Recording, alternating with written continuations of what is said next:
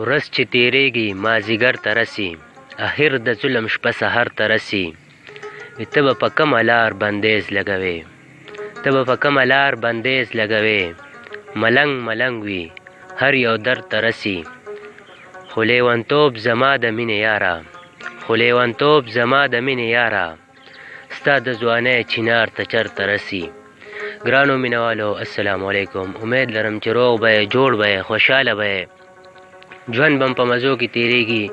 مینوالو ادبي خپرونه پټ لالنو کې زه یم ستاسو ورور ستاسو ملګری ما صابر سره د خپل ګران ملګري نعم الله سره نن مو د ادبي خپرونه د خپل ګران مشر پروفیسر زریش خان صاحب دی خواله راوړې ده چې ادبي کلمي نوم ادبي نوم چې کوم دی هغه ناز یوسفزی صاحب دی. په بونیر کې د حصار د کلي سره تعلق دی. مینوالو ډېر خوږ ژبې شاعر دی. نو راځئ مینوالو چې په شریکه داسې شعرونه غزلې نظمونه واورو او دوی سره دوی د ژوند په باره کې داسې تپوسونه وکړو. نو زریش خان صاحب او سلامونه مې واخلئ پرې پټ لالنو کې ته هرکلی وایم. وعلیکم السلام صابر صاحب او ستاسو ملګري ډېره زیاته شکریا ادا کوم، ډېره مننه کوم چې موږ هم د دې قابل وګڼلو. بهرحال ستاسو د پروګرام نوم خو پټ لالونه دی. زه خو ځان یو ډېر کمزوری او انسان ویم کمزوری انسان ګڼم او داسې پټ د لال خبره نشته. ډېره مننه. تاسو یو جهان مننه سره سرجي ډېر مینوال به م ګوري نو هغوی ته د خپل د تعلیم په باره کې ووایه چې تاسو تعلیم څومره م کړی دی، د کومو کومو ځایونه م کړی دی، نو ډېر به ښه وي. مننه. ما د ټاټ د سکول نه سبق ویلی دی د ګورنمنټ های سکول بګړې بونیر نه. د هغې نه وروستو د ډګر کالج کې څه موده وم او بیا ما ایم اے انګلیش اسلامیه کالج پېښور نه کړی. د هغې نه وروستو 3-4 سال ایز ا لیکچرر په کورم ایجنسۍ کې ما جاب کړی دی او د هغې نه وروستو بیا زه یو کې ته تللی یم او انګلینډ ته او هلته نه ما په ایم ایس سی بزنس منیجمنټ د یونیورسټي اف هل نه کړی دی او بیا د هغې نه بعد راغلی او دغه زما تعلیمي بیکګراونډ دی. ډېره مننه.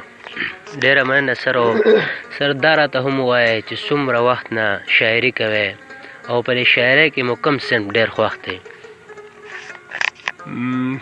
زه به څه ووایم، ما ته خو څه داسې فکس یعنې صحیح وخت خو به یاد نه خو دغه 6-7 سال نه لیکل کوم.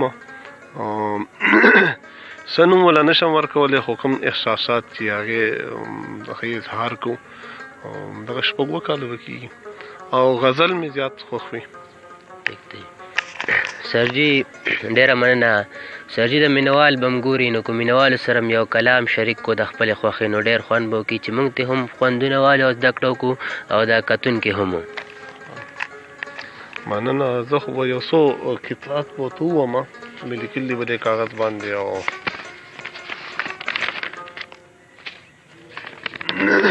یو قطعه ده چې خیال ساتمه کو دا هر څوک چې وي، خیال ساتمه کو دا هر څوک چې وي، زما یې ځان له بلا مخ کړی دی. واه ډېر ښه. او ځمکه د وتر کر د وهم کېږي، ځمکه د وتر کر د وهم کېږي، زما لالیا وهم نرخ کړی دی. واه ډېر ښه. او دا یو کتاب بله ده چې د چا یادونه مې سکونډي لګیا دي، د چا یادونه مې سکونډي لګیا دي، زما د زړه په دروازه ولاړ دي، څنګ به خیالونه ارتقا مې کوي چې ستا د یاد په جنازه ولاړ دي. ډېر ښکلي ډېر ښکلي. او یو کتاب بله ده چې مونږه بلا پټ پټونې کړي، مونږه بلا پټ پټونې کړي، مونږه بلا پټ پټونې کړي، هسې به وایي چې ما نه پیژني او ما خپله ځان لا پیژندلی نه دی، ما خپله ځان لا پیژندلی نه دی خو سترګور خلک مې ښه پیژني. واه ډېر ښه دی. او یو کتاب بله ووایم چې ګل د ګلاب راته یو وخت یادوي، ګل د ګلاب راته یو وخت یادوي، ګل د ګلاب راته یو وخت یادوي، ویم چې ماشوم شوې وخت په بیرته لاړې. ډېر ښه دی. او د پیر بابا او قدر نگر خوا ته یاره چې تا سره چکر ته لاړې ډېر ښه. ډېره مننه جي. ستاسو هم یو جهان مننه مینوالو. پروفیسر صاحب کته مو واورېدې خو دې سره چې دوی نه بل هم داسې د دوی د ژوند په باره کې تپوس وکړو نو پروفیسر صاحب په دې موجوده دور کې د کومې ادبي ټولنې سره تعلق لرئ؟ مننه. زما تعلق خو د بونیر ادبي مرکز د کوم لنډیز چې بام دی د هغې سره دی او په هغې کې خپلې ادبي هلې ځلې کوو. ډېره مننه. سر جی کار روزګار هم څه دی لکه څه کار روزګار کوئ؟ زه خو درس و تدریس کوم او په ګورنمنټ کالج شامله بونیر کې د انګریزۍ سبجیکټ پړاوم او دغه زموږ روزګار دی. زه لیکچرر کار کوم. یو جهان مننه سر سر مینوال ته بل هم داسې یو کلام د خپلې خوښې ووایه چې هغوی ته هم خوندونه والي او موږ دا ناست ملګري هم وو. حاجي ډېره مننه. دا یو څو شعرونه به نور ووایي.